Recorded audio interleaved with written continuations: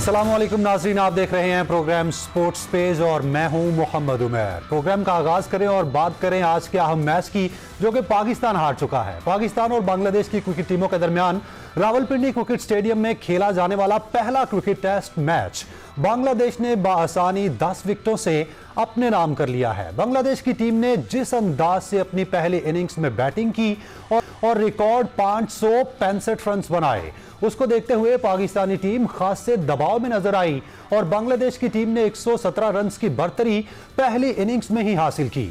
और पाकिस्तानी टीम की बात की जाए तो 5वें दिन के आगाज से ही काफी दबाव में नजर आई। पाकिस्तानी बैट्समैन बांग्लादेशी बॉलर्स के खिलाफ अच्छी कारकर्दगी पेश करने में नाकाम रहे, सिवाय साउथ शकील के, जिन्होंने 51 रन की इनिंग्स खेली और पूरी टीम रन बनाकर ढेर हो गई। जबकि 140 रन बने पाकिस्तानी टीम की जानिब से। बांग्लादेशी स्पिनर्स की जितनी भी तारीफ की जाए कम है, जिन्होंने अपनी टीम को जितवाने में अहम किरदार अदा किया, जिसमें शकीबुल हसन ने 3 विकेटें और मेहदी हसन ने 4 विकेटें हासिल की। बांग्लादेश की टीम इनिंग्स में अगर मुशफिकुर रहमान की बैटिंग की तारीफ ना की जाए तो यह ज्यादती होगी, क्योंकि उन्होंने 191 रन की शानदार इनिंग्स खेली और इसके साथ साथ वो मैन ऑफ द मैच भी करार पाए। और उनकी यह इनिंग्स बांग्लादेश को इस टेस्ट मैच में वापस लेकर आई और जीत में भी अहम किरदार अदा किया। यह टेस्ट मैच चूंकि आईसीसी टेस्ट चैंपियनशिप का हिस्सा है, तो जो भी टीम टेस्ट मैच जीतेगी उसको 12 पॉइंट मिलने थे और ये 12 पॉइंट बांग्लादेश ने अपने नाम किए हैं। अगर मैच ड्रॉ होता तो इस सूरत में दोनों टीमों को 4-4 पॉइंट्स मिलते। पाकिस्तानी टीम इस वक्त आईसीसी टेस्ट चैंपियनशिप की पॉइंट्स टेबल पर 6ठे नंबर पर है, जबकि बांग्लादेश की पोजीशन 9वें नंबर पर है। तो इस सारी सूरत हाल पर बात करने के लिए स्टूडियो में हमारे साथ मौजूद हैं क्रिकेट तज्जिया निगार शमशेर नियाजी साहब। शमशेर साहब, बहुत शुक्रिया आपके वक्त का। 30 रन का टारगेट, वो भी टेस्ट मैच में। पाकिस्तानी टीम कहां खड़ी है? सबसे पहले बहुत बहुत शुक्रिया आपका। देखें, जब आप इंटरनेशनल क्रिकेट खेल रहे हो या इंटरनेशनल कोई भी स्पोर्ट्स का इवेंट खेल रहे हो, आपके अंदर अगर प्रोफेशनली हंगर नहीं होगी ना, तो आपकी यही हालत होगी जो आपकी आज हालत हुई है। कीपिंग इन माइंड कि आप पाकिस्तान में होम टेस्ट सीरीज खेल रहे हैं और आप एक ऐसी टीम के खिलाफ खेल रहे हैं जो आपसे कम रेट करती है, आपने रिलैक्स ले लिया, आपने उसको ज़रा ईजी ले लिया चीज़ को। और ग्राउंड में अगर आप देखें, अगर आपने मैच देखे तो 5 दिन की क्रिकेट के अंदर आपको कहीं भी किसी प्लेयर के अंदर वो हंगर नजर नहीं आई कि हमने छीन के मैच जीतना है या मैच जीतना है। कीपिंग इन माइंड कि आप वर्ल्ड टेस्ट चैंपियनशिप के लिए आप खेल रहे हैं, 12 पॉइंट की बात है, आपने पार्टिसिपेट करना है वर्ल्ड टेस्ट चैंपियनशिप में, लेकिन आपके अंदर हंगर ही नहीं है। चलें, ये तो बात होगी ना कि हंगर नहीं है और जीतने की कोई लगन नहीं थी। आप जरा परफॉर्मेंस पे आ जाएं। बॉलिंग, इतनी डेड बॉलिंग मैंने पाकिस्तान की आज तक नहीं देखी। बॉलिंग का फैसला नियाजी साहब, जिस तरह 4 फास्ट बॉलर के साथ हम गए, कोई स्पिनर नहीं लेकर गए साथ, और फिर वो अटैक कहां पर है, मतलब कहां पर लग रहा था कि ये नौजवान प्लेयर्स हैं, पेस कहां पर थी, ये दौड़ते हुए स्पिनर दिखाई दे रहे थे। देखें, सलमान अली आगा को इन्होंने as a spinner, as a batsman खिलाया है टीम में, इब्रार को ड्रॉप करके। अब इसका नतीजा क्या हुआ है? सलमान अली आगा से जब प्रेस कॉन्फ्रेंस में पूछा जा रहा था मैच से पहले कि सलमान, आप एज अ स्पिनर भी टीम में पार्टिसिपेट करेंगे, आप ये बताएं कि आपने पिच रीड की है? उसने कहा, उसने हंस के बोला कि मैंने पिच रीड नहीं की। अब आप देखें, एक प्लेयर जिस पे इतनी जिम्मेदारी आ गई है, इब्रार को ड्रॉप करके उसको स्पिन करानी है, तो वो मुझे बताएं कि वो कह रहा है कि जी मैंने पिच रीड नहीं की। मतलब आप हालत देखें कि आपने पिच रीड नहीं की। संजय कारा जैसा बैट्समैन, ब्रेटली जैसा बॉलर अगर पिच रीड कर सकता है तो सलमान अली आगा क्या चीज है? ठीक है जी। और परफॉर्मेंस भी कोई नहीं। आप अगर फास्ट बॉलिंग के साथ गए ये समझ के कि पिच बहुत ग्रीन है, ये आपकी बहुत बड़ी गलत फहमी है। आप सेकंड इनिंग में देख लें, बांग्लादेश के 2 स्पिनर्स ने आपकी 7 विकेटें कराई हैं। अब आपके पास कोई है वो कि आप एक्सप्लेन कर सकते हैं, जस्टिफाई कर सकते हैं कि हमने स्पिन बॉलिंग क्यों नहीं खिलाई? सबसे बड़ी गलती स्पिन बॉलिंग नहीं खिलाई। और मैच के एंड में जब शान मसूद से वाजिद खान ने पूछा कि आप नेक्स्ट टेस्ट मैच में स्पिन बॉलर लेके जाएंगे, तो मेरे ख्याल से ये सवाल ही बहुत बड़ी बेइज्जती थी कप्तान के लिए कि मुझसे सवाल ही ऐसा क्यों हो गया।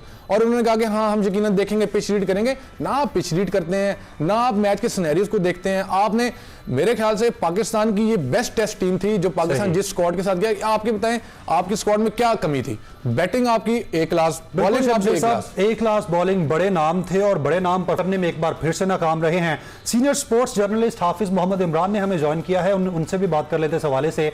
इमरान साहब, किस तरह से देखा पूरी टीम की परफॉर्मेंस को और बांग्लादेश की इस जीत को? 10 साल बाद वो पहला टेस्ट जीतने में कामयाब रहे और पाकिस्तान को होम ग्राउंड में इतनी बदतरीन शिकस्त का सामना करना पड़ा।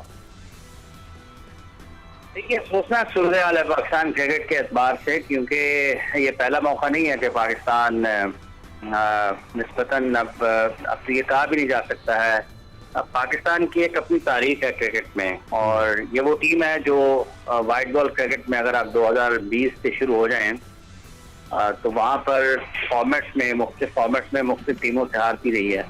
वो सफर जिम्बाब्वे से शुरू हुआ है T20 में, जब पाकिस्तान हारा था जिम्बाब्वे के खिलाफ। फिर पाकिस्तान जिम्बाब्वे के खिलाफ ऑस्ट्रेलिया में हारा 2022 के वर्ल्ड कप में। तो पाकिस्तान उसके बाद अफगानिस्तान से हारा 2023 के वर्ल्ड कप में 50 ओवर की। पाकिस्तान अफगानिस्तान से हारा शारजा में T20 क्रिकेट मैचेस में। पाकिस्तान अफगानिस्तान से बच गया हारते हारते श्रीलंका में वनडे मैच, नसीम शाह ने जब छक्के वक्के लगा दिया आखिर में। और फिर पाकिस्तान की ये टीम आयरलैंड के खिलाफ आयरलैंड में हार जाती है। पाकिस्तान की ये टीम यूएसए के खिलाफ यूएसए में हार जाती है। पाकिस्तान की ये टीम बांग्लादेश के खिलाफ पाकिस्तान में हार जाती है। तो 2003 को जो अधूरा काम रह गया था वो बांग्लादेश की टीम ने 2024 में उसको पूरा किया है। तो ये क्रिकेट देखने वाले जो लोग हैं पाकिस्तान में और जो क्रिकेट के फैसले करने वाले लोग हैं, उनके लिए ये लम्हा फिक्री है। अगर वो ये समझें कि पाकिस्तान में तो पाकिस्तान के लोगों करता तो उनको इस मुल्क में कुछ संजीदगी का मुजाहरा है। नाकामी पाकिस्तान ने गुज़िश्ता चंद बैठी है,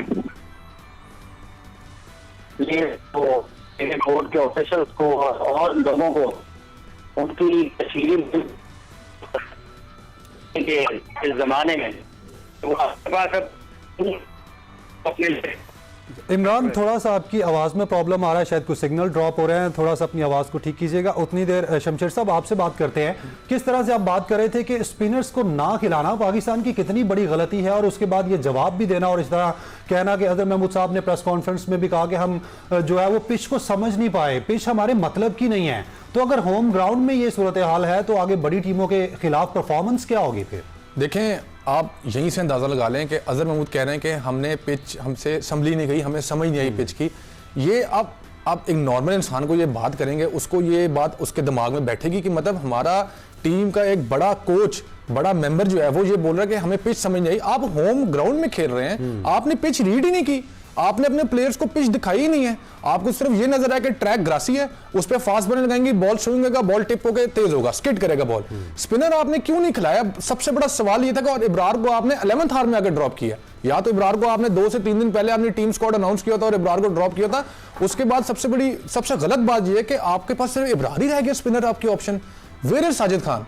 आबिद अली सेंटर में जो बैटिंग करने वाले हैं वो कहां पे हैं? ये प्लेयर किधर हैं? मोहम्मद अब्बास को आप एज फास्ट बॉलर क्यों नहीं लेके आते? आप अपने मेन प्लेयर्स को रेस्ट क्यों नहीं देते? आप हीरोइक आप टीम लेके गए हैं, बाबर आजम आपके पास है, रिजवान आपके पास है, शाहीन शाह अफरीदी है, नसीम शाह, आप इनको रेस्ट देके बड़ा अच्छा मौका था कि बांग्लादेश के खिलाफ आप उन प्लेयर्स को टेस्ट करते जिनको अपकमिंग आपने सीरीज खिलानी है। दूसरी बात यह है कि आप ये देखें कि आपने 2 सालों में 11 टेस्ट मैचेस खेलने हैं पाकिस्तान में। 2024 से लेकर 2025 का साल में पाकिस्तान ने 9 टेस्ट मैचेस खेलने हैं, उसके अगले साल में पाकिस्तान ने 2 टेस्ट मैचेस खेलने हैं।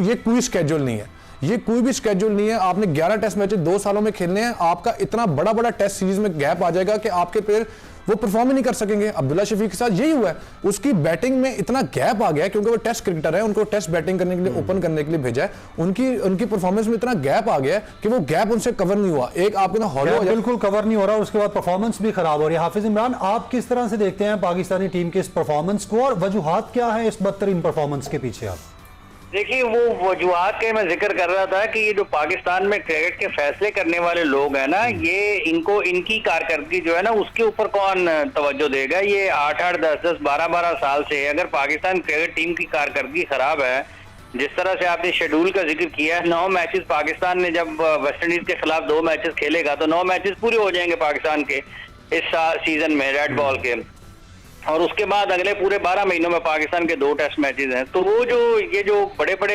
अक्लमंद लोग हैं पाकिस्तान क्रिकेट बोर्ड में बैठे हुए, अगर पाकिस्तान क्रिकेट टीम की कारकर्दगी जवाल का शिकार है, ठीक है, खिलाड़ियों का एक हिस्सा है ना, एक हिस्सा है जो इनके फैसले कर रहा है, उससे भी तो पूछना चाहिए ना कि आपकी वजह से पाकिस्तान में क्रिकेट खराब हो रही है, आप क्या फैसले कर रहे हैं? 2 साल में 11 टेस्ट मैचेस, उसमें से एक में 9, अगले पूरे साल में 2 टेस्ट मैचेस। तो ये कौन है जिसने ये सारी पाकिस्तान की एफटीपी के ऊपर काम किया? नंबर 1। नंबर 2, ये कौन है जो पाकिस्तान की सिलेक्शन कमेटी में लोग शामिल किए हुए हैं जिनका क्रिकेट से कोई दूर दूर का ताल्लुक नहीं है? कौन लोग हैं जो पाकिस्तान के चीफ ऑपरेटिंग ऑफिसर कौन है ना पाकिस्तान क्रिकेट बोर्ड का? अगर क्रिकेट खराब है मुल्क में तो चीफ ऑपरेटिंग ऑफिसर को सबसे पहले बाहर निकालना चाहिए ना, कप्तान के साथ साथ। बिल्कुल इमरान, और एक ताजा खबर भी आई है कि मोहसिन नकवी ने एक बार फिर कौमी क्रिकेट टीम के ऑपरेशन का ऐलान किया है। सर्जरी की गई, वो नाकाम हो गई, तो अब ये ऑपरेशन किस तरह से होगा और इस ऑपरेशन के एसओपीज क्या होंगे? अब देखिए, बात ये है कि ये उनके अल्फाज हैं, पहले ये भी सुनने को मिला था। मैं ये आप जब तक समझेंगे नहीं मर्ज को, आप उसको कोई दवा किसी को दे नहीं सकते हैं। पाकिस्तान की क्रिकेट जिन लोगों के हाथों में है वो उनके बस का काम नहीं है। ये इस बात को अगर कोई जितना जल्द समझ लेगा उतना ही जल्द फैसला वो बेहतर कर ले। अब पाकिस्तान के क्रिकेट, ये जो लोग 5-7 इस वक्त काबिज हैं पाकिस्तान की क्रिकेट पे, चीफ ऑपरेटिंग ऑफिसर इनके, डायरेक्टर इंटरनेशनल इनके, डायरेक्टर अकेडमीज के इनके डोमेस्टिक के डायरेक्टर, और इनका जो ग्रो है पूरे का पूरा, इनके हाथ में जब तक पाकिस्तान की क्रिकेट रहेगी ना, 2000 ये सारा जो डिक्लाइन है, जो तनजली हुई है पाकिस्तान में तेजी के साथ, ये 2018 के बाद हुई है। उससे पहले भी हालात कोई मतलब उतने नहीं थे जैसे कि हमें दुनिया में देखने को मिलते हैं, लेकिन हम ऊपर की जगह पर नजर आते थे उसको उस वक्त भी। लेकिन आज जब हम देखते हैं तो आप मुसलसल इन टीमों से हार रहे हैं, तो इसका आपको ये देखने की जरूरत है कि इसकी क्या वजह है। कौन लोग हैं जो पाकिस्तान की क्रिकेट के फैसले कर रहे हैं, तो इनके ऊपर भी तवज्जो जानी चाहिए ना। कभी एक आ रहा है, कभी एक जा रहा है, कोई किसी को कोच लगा रहा है। दुनिया खिलाड़ी बनाने पर तवज्जो देती है, पाकिस्तान में कोच बनाने पर तवज्जो दी हुई है सबने। वो कोच बना ले, इनका ख्याल है कि कोच आएगा और कोच जो है ना वो सब कुछ अपने बटन दबाएगा और बदल जाएगा। मतलब कि मिकी आर्थर के आने से बदला है कुछ, ठीक है। उसके बाद आपने जो गैर मुल्की कोच लगाए, क्या उनके आने से बदला है? क्या ये जैसन गैस्पी और इसने गैरी क्रिस्टन ने आपको आगे बदला? आपका निजाम ढांचा आपका तबाह हो चुका हुआ गिर के, इसका सत्यानाश हो गया हुआ है। नहीं लोगों को नजर आता ना है, ठीक है। लोग पहले भी समझते थे जी कि फलां साहब आ गए हैं उनकी वजह से क्रिकेट ठीक हो जाएगी, फलां आ जाएगा आगे उनकी वजह से ठीक हो जाएगी, तो कोई ठीक हुआ तो नहीं है। बेहतरी तो अभी भी ये जो इनका अभी भी जो इन्होंने डोमेस्टिक सीजन डिजाइन किया है ना जिन्होंने, वो इन्होंने पहले कहा था कि 1 सितंबर से शुरू होना है, ठीक है। अब वो शुरू होगा सितंबर के दूसरे हफ्ते में, और उसने खत्म भला कब होना है जी? उसने अगले साल अगस्त के तीसरे हफ्ते में खत्म होना है। और उसका मतलब ये है कि अगस्त के तीसरे हफ्ते में खत्म होने के बाद सितंबर के पहले हफ्ते में उसने फिर शुरू हो जाना है, ठीक है। ये आज इस मौसम में पिंडी के टेस्ट मैच के ऊपर बात हो रही है। यार अभी तो आपका डोमेस्टिक सीजन शुरू नहीं हुआ था, आपका इंटरनेशनल सीजन शुरू हो गया इस मौसम में। तो अगले साल पाकिस्तान ने मई, जून, जुलाई, बल्कि मई से वो आगे निकल गया ना क्योंकि लेट हुआ है, अगर उसमें भी जाते हैं तो मई के आखिरी हफ्ते में, जून, जुलाई, अगस्त में 4 डे टूर्नामेंट पाकिस्तान ने खेलना है। इस मौसम में तो पाकिस्तान कैसे खेलेगी ये टीम? परफॉर्मेंस देखिए इमरान, जिस तरह बॉलर 128 130 पे, पेसर्स हमारे जो मेन अटैक था 4 बॉलर्स थे, शाहीन अफरीदी 128 और 130 की पेस पे बॉल कर रहे हैं, तो ये उन कंडीशंस में कैसे खेलेंगे? जनाब यही मुकदमा मैं पाकिस्तान के लोगों के सामने और पाकिस्तान के क्रिकेट के सामने रख रहा हूँ कि वो कौन लोग हैं जो ये फैसले कर रहे हैं पाकिस्तान के क्रिकेट के, कि अगर आप यहाँ पर अपने टॉप बॉलर्स को जो कि काफी वक्फे के बाद क्रिकेट खेल रहे हैं, अगर वो अपनी पहले स्पेल में, दूसरे स्पेल में और तीसरे स्पेल में पेस को मेंटेन नहीं रख पाए हैं, तो जब आप अपनी डोमेस्टिक क्रिकेट खेल रहे होंगे और उसमें लगभग आपके 150-200 खिलाड़ी इंगेज होंगे, उन्होंने क्या मतलब है कि इसी मौसम में क्रिकेट खेलनी है ना, वो कैसे सरवाइव करेंगे? उनके ऊपर किसकी तवज्जो है, किसकी निगाह है? किसी ने ये इसके ऊपर तवज्जो दी है, निगाह डाली है? ये जो पिच का रोना रो रहे हैं, पिच का रोना ना रोएं, अपनी अकल का इम्तिहान कराएं लोगों से कि क्या आपको समझ है या नहीं है। इमरान, जिस तरह टीम की सर्जरी और टीम के ऑपरेशन की बात की जाती है, मैनेजमेंट की सर्जरी और ऑपरेशन की जरूरत नहीं समझते आप कि वो ज्यादा जरूरी है? मैं तो अर्ज यही कर रहा हूँ ना जी, अर्ज यही कर रहा हूँ कि जो लोग इस सारी चीजों को ऑर्गेनाइज कर रहे हैं, जो इसके इंतजामी फैसलों के जिम्मेदार हैं, उनसे पूछेंगे कि क्या पाकिस्तान के क्रिकेट में हाल है। आज कोई मसला पाकिस्तान में पेश आता है अवामी सतह पर, तो लोग पार्लियामेंट की तरफ हाथ उठाते हैं ना, उनकी तरफ उंगलियां उठाते हैं कि इनसे पूछे इन्होंने क्या किया है। तो ये जो लोग क्रिकेट बोर्ड की आला ओहदेदारान है, इनसे पूछे इन्होंने क्या किया है। ये जो लाखों में तनख्वाहें लेते हैं, ये किस काम की लेते हैं? ये तबाही की तनख्वाहें ले रहे हैं। वो इनके बगैर ये जो बैठे हुए लोग हैं ना इस वक्त, अगर ये ना भी हो तो क्रिकेट इनसे ज्यादा बेहतर चल जाएगी पाकिस्तान में। वो एच कारदार मरहूम, जफर अल्ताफ मरहूम, खालिद महमूद साहब हयात हैं, इसके अलावा और पाकिस्तान में जो बड़े बड़े लोग हैं जो दहाइयों से क्रिकेट के एडमिनिस्ट्रेशन के साथ जुड़े हुए हैं, वो तो अपने सरकारी काम भी करते थे दफ्तर के और क्रिकेट बोर्ड भी चलाते थे, चल जाता था। मार्शल नूर खान, वो इतने बड़े बड़े नाम है पाकिस्तान की क्रिकेट में जो एडमिनिस्ट्रेशन में, क्या उनके सामने कोई पैसे का मसला होता था? वो पैसे लेने के लिए पाकिस्तान क्रिकेट बोर्ड में आते थे। ये तो सारे के सारे पैसे बना रहे हैं। और ठीक है, पैसे जो आपका प्रोफेशनल है आप उसको दें, लेकिन इसका आप फिर उसको जस्टिफाई भी करें। अगर आपको 2 मिलियन 3 मिलियन माना दिया जाता है तो आप उसके अगेंस्ट आपसे क्वालिटी भी तो मांगी जाएगी ना। आप क्वालिटी काम करें ना, क्रिकेट आपकी कॉन्टिन्यूस डिक्लाइन की तरफ हो, ठीक है, आपके पास प्लेज एक के बाद दूसरा खिलाड़ी आपको नजर ना आए और फिर आप ये कहेंगे कि हम ठीक कर रहे हैं, तो नहीं ठीक हो रहा ना। पाकिस्तान की क्रिकेट मुसलसल तनज़ली का शिकार है। खिलाड़ी जो है उनकी कारकर्दगी सवालिया निशान है। फिजिकल फिटनेस पाकिस्तान की टीम की लोग बातें कर रहे हैं और कोई इनसे पूछे है कौन ना, जो फिजियो कौन है पाकिस्तान का, ट्रेनर कौन है? अभी ये जो क्यूरेटर लेके आए हैं वो कौन है? आपको क्यों 10-10, 20-20, 25-25 हजार डॉलर्स के ऊपर गैर मुल्कियों को पाकिस्तान की टीम के साथ रखते हैं? अभी ये खबरें मिल रही हैं अभी भी बिल्कुल, अब अभी वकार यूनुस को तब्दीली की खबर भी सामने आई है इमरान। तो ये तब्दीलियां अगर इस तरह आती रहेंगी तो फिर टीम कहां पर खड़ी रहेगी? टीम परफॉर्म किस तरह काफी दिनों से ये वही लोग हैं जिनका जिक्र हो रहा है। काफी दिनों से ये क्रिकेट के जो पाकिस्तान में हल्के हैं उनमें ये बात हो रही है कि वकार यूनुस साहब को मज़ामत का सामना है। वो जो लोग अंदर बैठे हुए हैं वो उनसे खुश ही नहीं है। तो ये मज़ामत का सामना किन लोगों की जानिब से है इमरान? ये वही लोग हैं ना जो खुद तनख्वाहों के नांगा पर्वत पे हैं और पाकिस्तान की क्रिकेट शादमान की गलियों में है। ये वो लोग हैं, ये वो लोग हैं जिनकी तरफ से मज़ामत का सामना है। तो ये देखना चाहिए पाकिस्तान क्रिकेट बोर्ड के चेयरमैन साहब को, ये देखना चाहिए पाकिस्तान के जो पैटर्न है उनको पाकिस्तान क्रिकेट के मामले में। तो ये अफसोसनाक सूरत हाल है इस वक्त पाकिस्तान क्रिकेट की। पाकिस्तान क्रिकेट की इस वक्त अफसोसनाक सूरत हाल है और उसके साथ साथ बदतरीन परफॉर्मेंस है। हाफिज इमरान, शमशेर न्याजी अपनी राय दे रहे थे। वापस आते हैं ब्रेक के बाद, आप साथ रहिएगा। वेलकम बैक नाज़रीन। जिस तरह ब्रेक पर जाने से पहले बात हो रही थी पाकिस्तान टीम के ऑपरेशन की कि मोहसिन नकवी ने एक बार फिर कौमी क्रिकेट टीम के ऑपरेशन का जिक्र किया है, उस पर हाफिज इमरान राय दे रहे थे। और अब हमें ज्वाइन कर चुके हैं अब्दुल रऊफ साहब जो कि साबिक टेस्ट क्रिकेटर है। रऊफ साहब, बहुत शुक्रिया आपके वक्त का। एक तो टीम की परफॉर्मेंस को किस तरह से देखते हैं ओवरऑल पूरे टेस्ट मैच में, और 30 रन का टारगेट देना वो भी बांग्लादेश जैसी टीम को, तो पाकिस्तानी टीम कहां पर खड़ी है? वो तैयारियां, वो सर्जरी, वो सब कुछ कहां पर गया? देखिए, ये सिर्फ बातों में हो रहा है और मेरा नहीं ख्याल कि प्रैक्टिकली ये चीजें एग्जिस्ट कर रही हैं। और मेरा ख्याल है कि स्पोर्ट्स में सियासत को लाना ही टोटली रॉन्ग है। और जब तक आप इस सियासत को और सियासी कल्चर को स्पोर्ट्स से बाहर नहीं करेंगे, आपकी कोई स्पोर्ट्स तरक्की नहीं करेगी।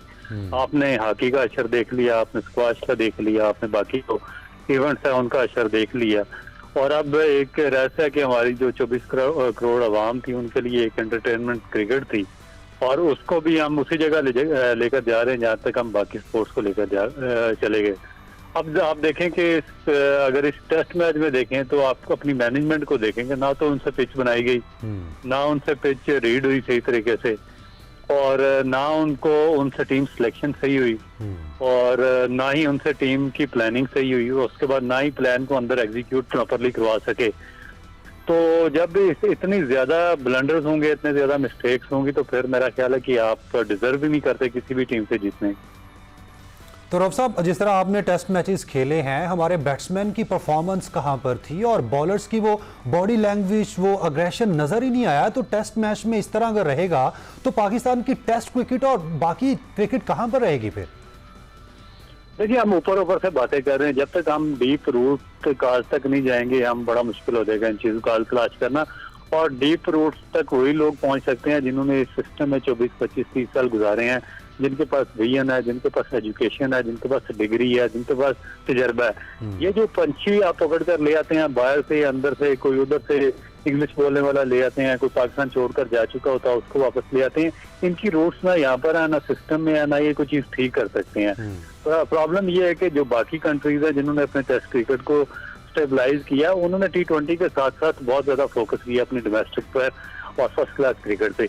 हमने अपनी फर्स्ट क्लास क्रिकेट को कम्प्लीटली निगलेक्ट कर दिया। जिस तरह का हमारा कल्चर है कि जो लोग जॉब सीकर्स होते हैं वो पाकिस्तान क्रिकेट बोर्ड में आकर बैठ जाते हैं, वो फिर जो कॉम्पिटेंट लोग होते हैं उनका रास्ता रोक देते हैं। जिस तरीके से हमारे बाकी जो ऑफिस हैं गवर्नमेंट के वो चलते हैं, तो इस तरीके से आप पाकिस्तान क्रिकेट बोर्ड को भी फिर वो चलाना शुरू कर देते हैं।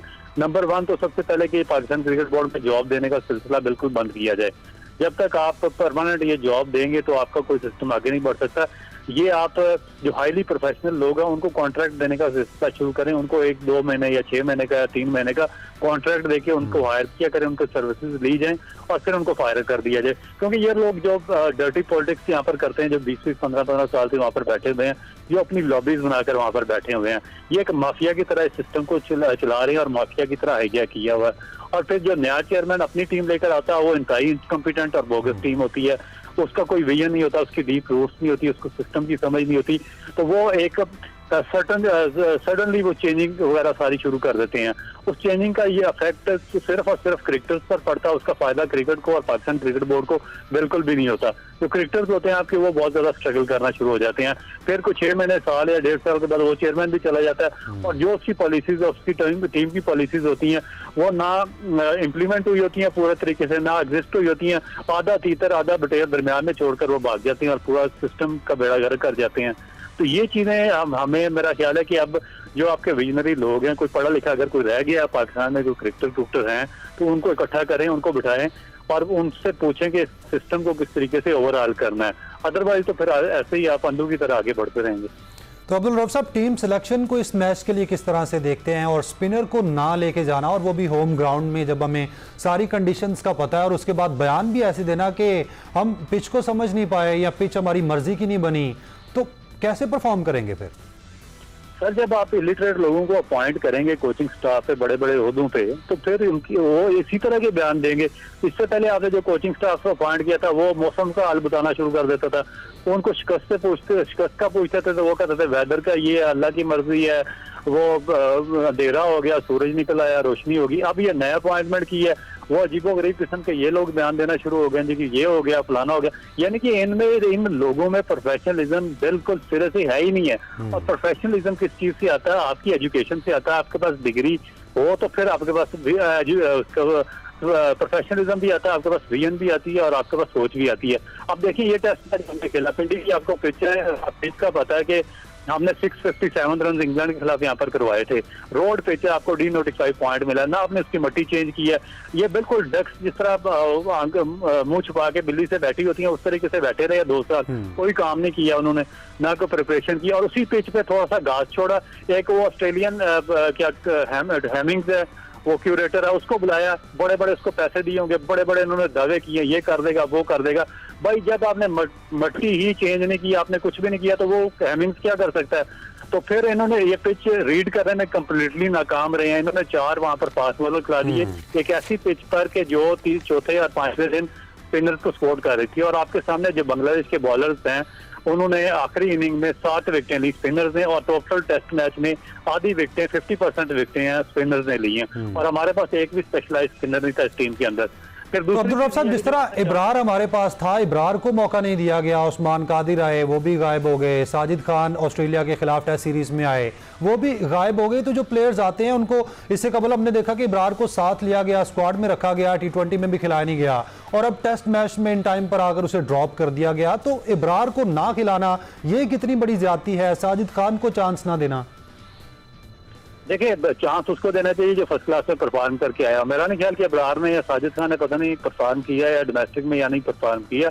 ये पाकिस्तान क्रिकेट बोर्ड के ये जो थिंक टैंक यहाँ पर बैठा है ना, सो कॉल्ड थिंक टैंक, और ये जो कोचिंग स्टाफ है और कोचिंग अकेडमीज चलाने वाले, और जिन पे ICC अरबों रुपए हमें देता है और जिन पे हम लुटाते हैं पैसे, ये उनसे पूछना चाहिए कि पिछले 10 साल में आपने कौन सा स्पिनर डेवलप करके पाकिस्तान को दिया है? एक स्पिनर आप इस डोमेस्टिक कल्चर से निकाले और आपने अरबों रुपया यहाँ पे लगाया और जाया किया, और पता नहीं ये इनकी आंखें कब खुलती है, ये दिन को होश में भी होते हैं या नहीं होते। तो इनसे ये चीज सबसे पहले पूछनी चाहिए कि भाई स्पिनर आपने प्रोड्यूस क्यों नहीं किया? क्योंकि 3 स्पिनर्स को मैं जानता हूँ, एक सईद अजमल है, एक अब्दुल रहमान है और एक जुल्फकार बाबर। ये 1990 से क्रिकेट खेल रहे हैं और 2016 तक इनको लिंगर ऑन किया है। इनको 45 उम्र तक इनको चेंज कर साथ रखा पाकिस्तान क्रिकेट बोर्ड ने, और ना इनके बाद ना ड्यूरिंग इनकी प्लेइंग डेज में पाकिस्तान क्रिकेट बोर्ड ने कोई स्पिनर डेवलप किया। और जितने स्पिनर 10-15 स्पिनर आए, ये नहीं है कि पाकिस्तान ने टैलेंट दिया है, पाकिस्तान में दुनिया में सबसे ज्यादा टैलेंट है। मैं आपको 10 स्पिनर्स के नाम गिनवा सकता हूँ जो हाईली टैलेंटेड थे और उनमें पोटेंशियल था कि पाकिस्तान को रिप्रेजेंट कर सकते थे, मगर सबको इन्होंने जाया कर दिया सिर्फ अपने लड़के ऑब्लाइज करने के लिए और अपने रिश्तेदारों को ऑब्लाइज करने के लिए। अब आपके पास प्रॉब्लम क्या है कि आपके पास स्पिनर नहीं है, ना फर्स्ट क्लास में, ना टेस्ट क्रिकेट के लिए। तो अब जब सिस्टम आप इस तरीके से चलाएंगे अंधेर नगरी से, तो फिर प्लेयर्स क्या डेवलप होकर आएंगे और कौन से आप प्लेयर्स आपको आकर टेस्ट क्रिकेट जितवाएंगे? तो हल क्या है अब्दुल रऊफ साहब, किस तरह से टीम को बैलेंस किया जाए, टीम को किस तरह से वो पोटेंशियल वापस आएगा? क्योंकि हमारे प्लेयर्स भी जान मारते हुए दिखाई नहीं दिए पूरे मैच में। यंग लड़के हैं लेकिन उस हिसाब से हमारा जो पेस अटैक था वो भी बॉलिंग करने में नाकाम रहा और बैट्समैन फिर तू चल मैं आया कि डगर पर रहे। देखिए, मैं आपको एक सिंपली मिसाल लेता हूँ कि जो आपका इस टेस्ट मैच से पहले जो आखिरी टेस्ट मैच हुआ वो कहाँ पे हुआ? वो ऑस्ट्रेलिया में हुआ, ठीक है। तो ऑस्ट्रेलिया में Pakistan Sydney test last test match खेला था, उसमें आपका मीर हमजा जो मोस्ट फेवरेट बॉलर था, सबसे ज्यादा उसने विकेट ली, सबसे इंप्रेसिव बॉलिंग उसने की वहां पर। और जितने भी क्रिकेट एक्सपर्ट थे उन्होंने उसको बहुत ज्यादा उसको सराहा उसकी बॉलिंग को। मगर जैसे ही अगला टेस्ट आया, देखिए आप कौन होती है ये सिलेक्शन कमेटी में, पाकिस्तान क्रिकेट बोर्ड की ये थिंक टैंक या सिलेक्शन कमेटी, क्या ये इतने दिमागी यानी कि इनको प्रॉब्लम है या इनको ये दिमागी अमराज के मेरा ख्याल है कि हॉस्पिटल में दाखिल करवाना चाहिए कि एक बंदा जो लास्ट टेस्ट में सबसे इंप्रेसिव बॉलिंग कर रहा है, आपने सिर्फ उसी बॉलर को निकाला इस टेस्ट मैच से और 4 दूसरे बॉलर खिला दिए। ये खुर्रम शहजाद तो अनफिट था, इसको तो जब तक इसको साथ रख के रिटेन करना चाहिए था। मोहम्मद अली का जो लास्ट टेस्ट मैच खेला था इंग्लैंड के खिलाफ, 1 विकेट थी उसकी, ठीक है। उसके बाद जो शाहीन नसीम शाह, ये मोस्टली ये खेलते हैं T20 ज्यादातर क्रिकेट। तो जो मेन बॉलर था जो इस फॉर्मेट का मीर हमजा, उसको हमने बाहर बिठाया और जो दूसरे बॉलर थे उनको हम सबको हमने खिला दिया। तो फिर उसका मुझे बताएं कि एंड रिजल्ट क्या निकल सकता है जहां पर स्ट्रेटजिकल आपकी ये पोजीशन हो, आपके माइंडसेट ये हो? कोई पोजीशन नहीं और टीम की परफॉर्मेंस का बुरा हाल है। शमशेर, सवाल आपके लिए छोड़ता जाता हूं कि टीम में बेहतरी किस तरह की से आएगी और स्पिनर को ना खिलाना ये कितनी गलती थी पाकिस्तान टीम की? इस हवाले से राय लेंगे, आप साथ रहिएगा। वेलकम बैक नाजरीन। ब्रेक पर जाने से पहले जिस तरह अब्दुल रऊफ साहब बात कर रहे थे कि पाकिस्तानी क्रिकेट टीम के साथ साथ खिलाड़ियों को मौके देना और मैनेजमेंट को होश के नाखून लेना भी ज़रूरी है। न्याज़ी साहब, आप क्या समझते हैं कि मैनेजमेंट को होश के नाखून लेना कितना ज़रूरी है? टीम की सर्जरी और ऑपरेशन की बात तो होती रही, लेकिन मैनेजमेंट की बात और मैनेजमेंट की सर्जरी टीम से पहले कितना ज़रूरी है? देखें, रऊफ साहब ने भी अभी थोड़ी देर पहले यही बात की है कि वो कह रहे हैं कि टीम के अलावा जितनी भी मैनेजमेंट है वो क्या किरदार अदा कर रही हैं। देखें, जब नया चेयरमैन आता है वो अपनी पूरी टीम नई भर्ती कर देता है, जिसकी वजह से जो पुरानी टीम है वो दागदबी भी छोड़ देती है और उनको टाइम नहीं मिलता कि वो अपनी मैनेजमेंट को सही दुरुस्त कर सकें। अब अगर आपने यही कश्मकश में रहना ना कि नया चेयरमैन आएगा वो अपनी टीम लेके आता है और आपने पॉलिटिक्स खेलनी है, तो अल्टीमेटली जितनी भी जो क्रिकेट के प्लेयर्स के अलावा जितनी पॉलिटिक्स आसपास हो रही होती है, मैं मैनेजमेंट की बात कर रहा हूँ, वो टोटली इफेक्ट करती है आपकी परफॉर्मेंसेस पे। आपको यंग लोगों को लेके आना चाहिए जो 10-10, 15-15 सालों से वो बोर्ड में बैठे हैं, वो किसी को सीट नहीं दे रहे अपनी, या तो वो कुछ कर रहे हो ना, अगर वो कुछ नहीं कर रहे उनको फिर निकाल देना चाहिए। उनकी सर्जरी बेसिकली वहां पे होनी चाहिए। वर्ल्ड कप के बाद हमारे चेयरमैन ने कहा कि हम सर्जरी करेंगे टीम में तो सर्जरी हुई नहीं, तो कम से कम मैनेजमेंट सर्जरी कर लेते, मैनेजमेंट में सर्जरी कर लेते, कोई नए लोगों को लेके आते, कोई पुराने लोगों को निकालें। अगर वो कर सक रहे, परफॉर्म कर सक रहे, तो उनको निकालें और उनको नए लोगों को लेके आए। नए लोगों को चांस देना और पुराने लोगों को निकालना मैनेजमेंट में जरूरी है। अब्दुल रऊफ साहब, खिलाड़ियों की फिटनेस के हवाले से थोड़ी सी बात करना चाहूंगा। टेस्ट प्लेयर रहे हैं आपने, बहुत ज़्यादा टेस्ट मैचेस खेले हैं, तो टेस्ट में फिटनेस बड़ा मैटर करती है। 5 दिन का खेल है, लेकिन हमारे खिलाड़ियों की वो फिटनेस ना बैटिंग में नजर आई ना बॉलिंग में नजर आई। इससे कबल T20 वर्ल्ड कप था, फिर ODI वर्ल्ड कप था, लेकिन हमारी टीम की फिटनेस लेवल जो थे वो उस तरह से नहीं थे जो बाकी प्लेयर्स के थे। जिस तरह बंगाली आज खेले, उनकी एक फिटनेस, एक विजन बड़ा क्लियर था, लेकिन हमारे बैट्समैनों में और बॉलर्स में वो कहीं ना कहीं बड़े नर्वस भी नजर आए और फिटनेस का शिकार भी रहे। देखिए, बेसिक इसकी चीज यही कि आपके जो फर्स्ट क्लास क्रिकेट होती है वो इसकी उसका मकसद यही होता है कि आपके फर्स्ट क्लास क्रिकेट में हर साल 16 से 18 फर्स्ट क्लास मैचेस होने चाहिए। 15 से 18 मैचेस एक प्लेयर फर्स्ट क्लास के खेलेगा तो फिर उसको पता होगा कि इस सीजन के लिए मुझे कैसे प्री सीजन कैसे फिटनेस अपनी करनी है, पोस्ट सीजन कैसे करनी है, ड्यूरिंग सीजन मुझे कौन सी फिटनेस चाहिए होती है। एक स्पोर्ट्समैन का पूरा पीरियडाइजेशन प्लान होता है, मगर जब आप जाए लोग सिस्टम में बैठे होंगे जिनको पीरियडाइजेशन प्लान के स्पेलिंग नहीं आते हैं, जो वहाँ पर 15-15, 16-16 साल से 10-10 साल से, और फिर जो अभी सिफारशी जो हमारे चेयरमैन पकड़ कर ले आते हैं, ये पिछले 10-12 साल से जिन्होंने ड्रामा लगा रखा है, तो उनको क्या पता कि इनकी फिटनेस कैसे करवानी। हर प्लेयर की डिफरेंट फिटनेस होती है, फास्ट बॉलर की डिफरेंट होती है, स्पिनर्स की डिफरेंट होती है, जो बैट्समैन होते हैं उनकी डिफरेंट होती है। ना ये अपना शेड्यूल करने में कामयाब हुए हैं, फर्स्ट क्लास स्ट्रक्चर, ना प्लेयर की फिटनेस इंप्रूव करने में कामयाब हुए हैं, ना उनका स्टेमिना बनाने में कामयाब हुए हैं, ना टेस्ट फॉर्मेट के काबिल बनाने में कामयाब हुए हैं। तो अब देखें कि जब T20 प्लेयर्स को आप टेस्ट फॉर्मेट में डाल देंगे, जो 4-4 ओवर्स की जिनको आदत होगी, तो फिर यही होगा कि 80 ओवर्स के बाद, जब 80 ओवर्स के बाद आपको दूसरी नई बॉल लेनी पड़ती है और आपको 80 ओवर्स ग्राउंड के अंदर खड़ा होना पड़ता है, तो फिर आपकी बॉडी लैंग्वेज शैटर हो जाती है। फिर आज जो इस फर्स्ट क्लास क्रिकेट की आदी नहीं होते, जिन्होंने लंबी फर्स्ट क्लास क्रिकेट नहीं खेली होती, उनके जो एक्शन होते हैं वो खुल जाते हैं, उनके बायोमैकेनिकल फॉल्ट निकलने शुरू हो जाते हैं, जिस तरह आपके चारों बॉलर्स के निकले इस टेस्ट मैच में। एक से एक नए बॉल के बाद जब दूसरी नई बॉल ली तो इनके सारे एक्शन ही शैटर हो चुके थे। इनमें से किसी का भी एक्शन कंप्लीट नहीं है। इनकी पेस 130 से नीचे चली गई थी सबकी। और जो कंटिन्यूस क्रिकेट खेल रहे होते हैं, जिस तरह मैं आपको बताऊं कि ऑस्ट्रेलियन फास्ट बॉलर हैं, कमिंस हैं, उसके बाद हैजलवुड हैं और स्टार्क हैं, इंग्लैंड के फास्ट बॉलर खेल रहे हैं, मार्क वुड वगैरह, वॉक्स हैं, ये कभी भी शैटर नहीं होते। चाहे 2 से तीसरी भी नई बॉल ले लें तो इनकी एक्शन कंप्लीटली ओपन नहीं होंगे, ना ये शैटर होंगे, क्योंकि इनको काउंटी क्रिकेट की और स्टेट क्रिकेट में लंबी क्रिकेट खेलने की आदी होती है। तो हमारा जितना भी जो रीजन फोकस है वो शॉर्ट टर्म पे है, क्योंकि हमारे जो ये लोग, मैं जिनके बारे में बार बार बात कर रहा हूँ कि जिन्होंने लॉबी और माफिया बनाया, जो इसके एसी रूम से बाहर नहीं निकलते, वो शॉर्ट फॉर्मेट को ज्यादा वो लाइक करते हैं, क्योंकि ये क्राफी स्टेडियम में इवेंट करवा देते हैं, पिंडी में करवा देते हैं। बिल्कुल, शॉर्ट क्रिकेट के साथ साथ जो है वो टेस्ट क्रिकेट की तरफ और बड़े जो मैचेस हैं उन फर्स्ट क्लास की तरफ भी आना खिलाड़ियों का जरूरी है, ताकि उनकी फिटनेस बेहतर हो। आप साथ रहिएगा, ब्रेक के बाद वापस आते हैं, गुफ्तगू का यहीं से आगाज करते हैं।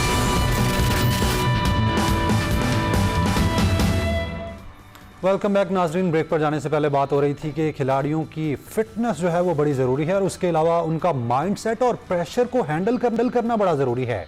तो शमशेर नियाज़ी साहब, आपसे ये जानना चाहूँगा कि जिस तरह हमने देखा पाकिस्तान भारत से बड़ा बुरी तरह आ रहा, प्रेशर हैंडल करने में नाकाम रहे T20 वर्ल्ड कप में, फिर अमेरिका से हारे, तो वो प्रेशर हैंडलिंग इस टेस्ट मैच में भी वही सूरत हाल रही।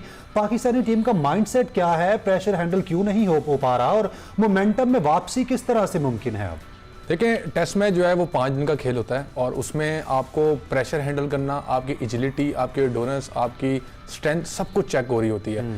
अगर पाकिस्तान ने इंडिया के खिलाफ जो मैच करा था उसमें तो चलें ठीक है, वो वर्ल्ड कप का एक इवेंट था, वहाँ पे प्रेशर बहुत था जो पाकिस्तान से हैंडल नहीं हुआ। मुझे आप ये बताएं कि आपके पास पिछले जो आपने 3 से 4 दिन बांग्लादेश के खिलाफ टेस्ट मैच खेला है, इसमें किस चीज़ का प्रेशर था आपके ऊपर? आपके ऊपर कोई प्रेशर नहीं था, आपके अंदर बेसिकली हंगर ही नहीं थी। आप एक कंप्लीट क्रिकेटर बन के ग्राउंड में नहीं उतरे थे मेरे ख्याल से। टीम आपकी बिल्कुल बैलेंस थी, लेकिन आपका जो प्लान था वो एग्जीक्यूट ही नहीं हुआ। और प्लान एग्जीक्यूट इसलिए नहीं होता क्योंकि आपका जो माइंडसेट है वो टुवर्ड्स क्रिकेट नहीं है। आपके अंदर वो जो एक है ना कि टीम को हमने दोबारा रीबिल्ड करना है। देखिए, आप क्या रीबिल्ड करेंगे? आपके नीचे जितने प्लेयर्स हैं वो क्या, आप उनको क्या तरबियत देके जा रहे हैं? आपको 4 से 5 कप्तान एक ही टीम में अगर खेलेंगे तो फिर टीम परफॉर्म कैसे करेगी? देखें, अभी थोड़ी देर पहले अब्दुल रऊफ साहब से बात हो रही थी, उन्होंने एक बात की कि मीर हमजा को इन्होंने क्यों नहीं खिलाया, जबकि ऑस्ट्रेलिया के खिलाफ जो टेस्ट मैच मीर हमजा ने खेला था वो बहुत ही अच्छी बॉलिंग की थी उन्होंने। अब पाकिस्तान ने मीर हमजा को क्यों ड्रॉप किया? क्यों नहीं? अगर फास्ट बॉलिंग इमरान को ड्रॉप किया, साजिद खान को ड्रॉप किया, आबिद अली किधर गायब हो गए हैं? मुझे समझ नहीं रहे आबिद अली किधर गायब हो गए। मोहम्मद अब्बास जो इंग्लैंड में काउंटी में इतना कमाल परफॉर्म करें, उनको आप क्यों नहीं टीम के स्क्वाड में आप लेके आते हैं और अपने मेन प्लेयर्स को आप रेस्ट करवाएं? उनको रेस्ट की जरूरत है। अब जब आप रेस्ट की बात करेंगे वो कहेंगे वो ऑलरेडी 2-2 महीने के बाद क्रिकेट खेल रहे हैं। देखिए, मेरी बात सुने, रेस्ट का मतलब ये नहीं होता कि वो 3 महीने के बाद क्रिकेट खेल रहे हैं या 4 महीने के बाद क्रिकेट खेल रहे हैं। बात यह है कि आप प्लेयर्स को मौका देते हैं कि वो रीसेट होकर ग्राउंड में दोबारा आए। अब आपका प्लेयर जब रीसेट ही नहीं हुआ, आप अपने ऊपर से सबसे बड़ी बात यह कि कोई भी हमारी मैनेजमेंट में से हमारे प्लेयर्स को ये नहीं बता सकता कि अगर आप थोड़ी देर के लिए फर्स्ट क्लास क्रिकेट खेलेंगे वो आपको रीसेट कर देगी। लेकिन हमारे प्लेयरों को ये है कि अब शादाब खान को कहा गया था कि आप फर्स्ट क्लास क्रिकेट खेलें। तो वजूहात क्या है नियाज़ी साहब? फर्स्ट क्लास क्रिकेट से खिलाड़ी भागते क्यों हैं? वजूहात क्या है इन सब के पीछे? वजूहात ये है कि आपका सिस्टम नहीं ठीक। आपके सिस्टम में वो जो एक पाइपलाइन होती है ना कि यार अगर एक प्लेयर अगर नहीं परफॉर्म कर रहा उसको हम फर्स्ट क्लास क्रिकेट में डालेंगे, वो रीसेट होकर दोबारा ऊपर आएगा, तो मैनेजमेंट की नजर ही नहीं है इस चीज के ऊपर। दूसरी बात, आपने प्लेयर का जो एटीट्यूड है उसको कंट्रोल नहीं रखा हुआ। हारिस रऊफ और शादाब खान ने प्योरली मना कर दिया था कि हमने फर्स्ट क्लास क्रिकेट नहीं खेलनी। क्यों? क्योंकि हम नेशनल टीम का हिस्सा हैं। यार देखिए लेकिन प्लेयर्स में भी तो एक डर होता है ना कि टीम से गए तो फिर वापसी नामुमकिन है। जैसे अभी आप भी बात कर रहे थे कि 4 से 5 खिलाड़ी आए गायब हो गए, तो ये भी एक फैक्टर है कि वो खिलाड़ी गायब क्यों कर दिए जाते हैं फिर? सर यही तो बात है, मैं आपको ये बता रहा हूँ कि आपका सिस्टम इतना वो खतरनाक है और इतना बुरा है कि प्लेयर को डर रहता है कि यार अगर मैंने रेस्ट किया तो मुझे ड्रॉप ना कर दें। अब देखें साजिद खान के साथ भी यही हुआ है, कोई गलती नहीं की उन्होंने क्रिकेट में। मीर हमजा के साथ भी यही हुआ है, कोई गलती नहीं की उन्होंने क्रिकेट में, बिल्कुल टॉप क्लास परफॉर्मेंस दी, लेकिन वो टीम में इंक्लूडेड नहीं है। अब ये अभी अब्दुल रऊफ साहब भी बात कर रहे थे और हाफिज साहब भी ये बात कर रहे थे कि मैनेजमेंट में जो लोग टॉप हेड्स बैठे हुए हैं उनको आप निकाल दें ना बाहर, आप नए हेड्स को ले आए और उनको टाइम दें। आप किसी को जितना लंबा टाइम देंगे उसको वो गलतियां निकालेगा, वो ठीक करेगा। आप हर 2 महीने बाद तो इंटरनेशनल कोच ले आते हैं, आप अपने कोचेस को क्यों नहीं लेके आते, अपने न्यूट्रिशनिस्ट को क्यों नहीं लेके आते? फिटनेस की आपने बात की, फिटनेस सबसे बड़ा रोल प्ले करती है अगर आपने इंटरनेशनल स्पोर्ट्स खेलनी है। आपको क्या लगता है कि बाबर आजम आपका फिट है? बाबर आजम अनफिट है, जिसकी वजह से उसकी ये परफॉर्मेंस है। और 13 से 14 टेस्ट मैचेस हो गए, अभी तक एक भी 50 नहीं है। तो ये वर्ल्ड क्लास प्लेयर है हमारे, एकदम से वर्ल्ड क्लास प्लेयर्स की परफॉर्मेंस कहां पर गायब हो गई सारी? देखें वही बात आ गई है कि 2021 के बाद से लेकर पाकिस्तान अभी तक अपने होम कंट्री अपनी सॉइल पे कोई टेस्ट मैच नहीं जीता। ये भी एक शर्म की बात है कि 2021 4-3 साल हो गए, आप होम सीरीज अभी तक कोई नहीं जीते। ऑस्ट्रेलिया पाकिस्तान आई, इंग्लैंड पाकिस्तान आई, बांग्लादेश पाकिस्तान में आपको हरा रही है, आप सबसे हारते जा रहे हैं। आपका वो जो इंटरनेशनल रिकॉर्ड है वो इतना डिस्टर्ब हो गया हुआ है। अभी बड़े लोग कहते हैं कि पाकिस्तान जो है वो क्रिकेटिंग नेशन है, लेकिन टॉप 5 में रेट ही नहीं कर रही पाकिस्तान की टीम। तो आप जब टॉप 5 में आप रेट ही नहीं कर रहे और आप इतना वो नीचे चले गए हैं, तो यहाँ पे बेसिकली सर्जरी होनी चाहिए। ये जो हमारे पीसीबी चेयरमैन मोहसिन नकवी साहब कहते हैं ना कि सर्जरी करेंगे और दोबारा उन्होंने कह दिया सर्जरी के साथ साथ खिलाड़ियों की सर्जरी भी जरूरी है, मैनेजमेंट की सर्जरी सबसे बात है। और इसके अलावा पाकिस्तानी टीम के जो माइंडसेट है, पाकिस्तानी टीम की जो फिटनेस है, उन पर काम करना बड़ा जरूरी है। तमाम मेहमान हमारे साथ थे, इस हवाले से उन्होंने अपनी राय दी, बेहद शुक्रिया आपका। इसी के साथ वक्त खत्म चला जाता है, इजाजत दीजिएगा, ख्याल रखिए अपना, अल्लाह हाफिज।